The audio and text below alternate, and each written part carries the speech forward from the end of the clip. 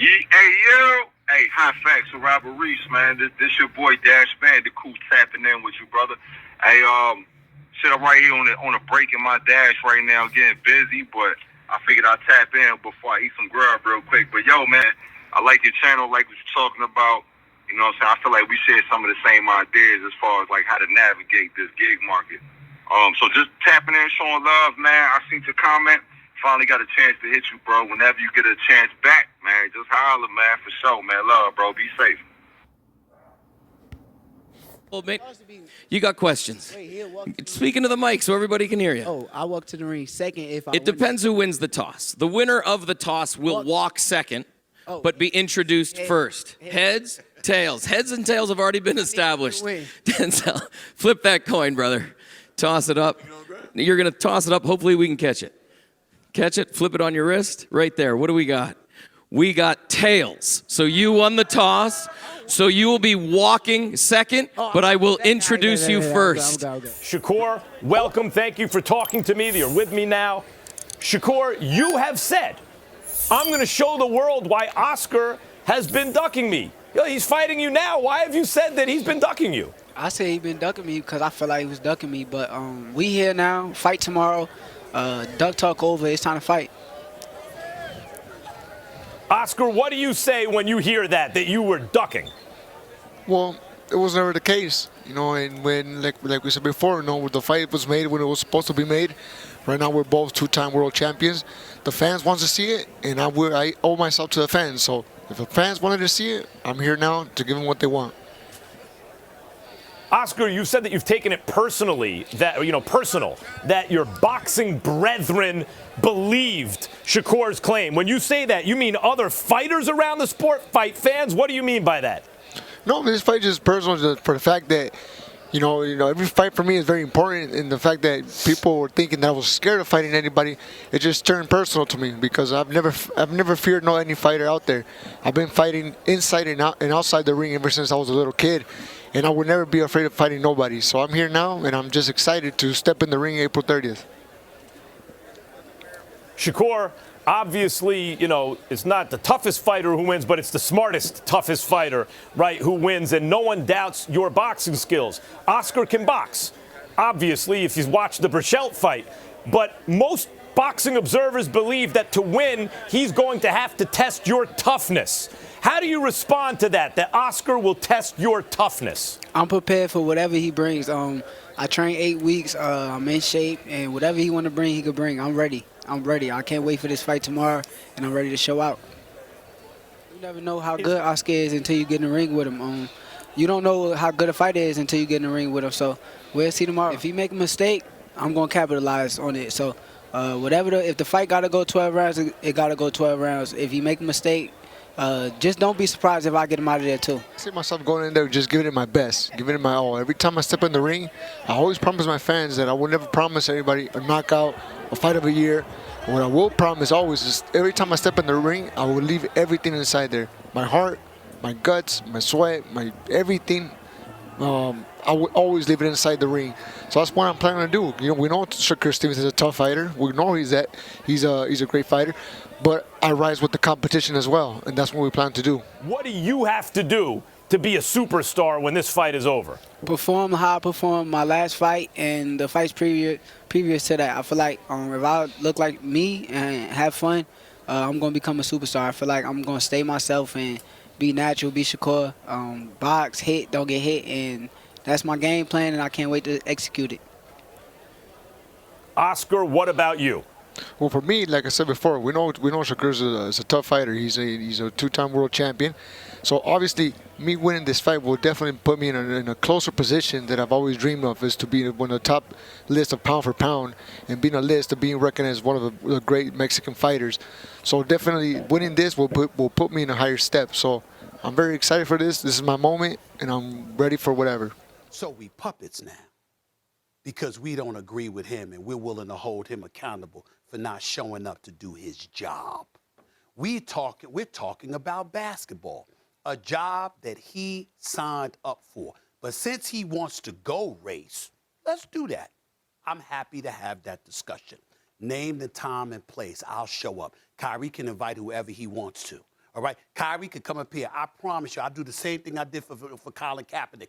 You have an open invitation. You want to sit up here across from me for 2 hours. I give you 2 hours, unedited, live television. I dare you to try to sit across from me and justify the nonsense you put up. I double dare. I'll come on with you and KD. You can't defend what you do. You can't defend your inactivity, your negligence as a professional in terms of your unwillingness to show up to work. And when we get down to brothers, let's talk about that for a second. You know, Kendrick Perkins, love you, my brother. You know that. And got my man Swagoo here. I'm smiling all morning because I got brothers like Keyshawn Johnson and Swagoo, Marcus Spears. I miss my brother Ryan Clark. I know he out here in Vegas somewhere chilling out, enjoying the sunshine while I'm in here in the studio early in the morning, but I'll get him on another day. When you got real brothers like that who are about being brothers, they'll hold you accountable if you're wrong. You see, when real knows real, when you hang out with the right people, when you associate yourself with the right people, you don't have to worry about the cloth that you wear, who you are, what you represent, or where you're coming from. There's been times where a guy like Steven Jackson, for all the smoke, has gotten on me and people are sitting up there, oh, Steven Jackson. They don't realize I love that brother because he ain't fake and he ain't phony. I don't agree with him sometimes, but I got love for him because he comes from a unique place. And if he got something to say, he gonna roll right up on you and say it. He ain't gonna hide. He ain't gonna send some hanger-on. He ain't gonna send some representative or anything like that. He's gonna do it for us. So is Matt Barnes. That's why everybody should listen to their podcast, because they special dudes. We don't have to agree all the damn time, but I know they're real. I know they're authentic. And it's based on Kyrie's resume. It's based on what Kyrie has done. Since winning the chip, what have you done? You sat up there, you forced your way out of Cleveland. You sat up there and threw LeBron James under the bus, then you apologized. You departed from Boston after making a promise to stay and then left, but then you want to castigate their fan base. You go to Brooklyn and you don't show up to work more than half the time, but you got your hand out for the money. But somehow, some way, we're puppets. Why are we puppets? Why? Because we actually work for our money and we don't take time off every chance we get? This is who Kyrie is, and this is who he has become. He has not progressed. He has regressed, okay? He's aloof. He's snobbish. He goes about the business of trying to give the impression that he's better and more intellectual and more in tune than other people, and he's willing to throw his own brothers under the bus. Kyrie Irving, more than anything, you are a superstar, spectacular basketball player. Let me tell you what you ain't. Let me tell you what you ain't. You ain't a dude that's going to get the last word.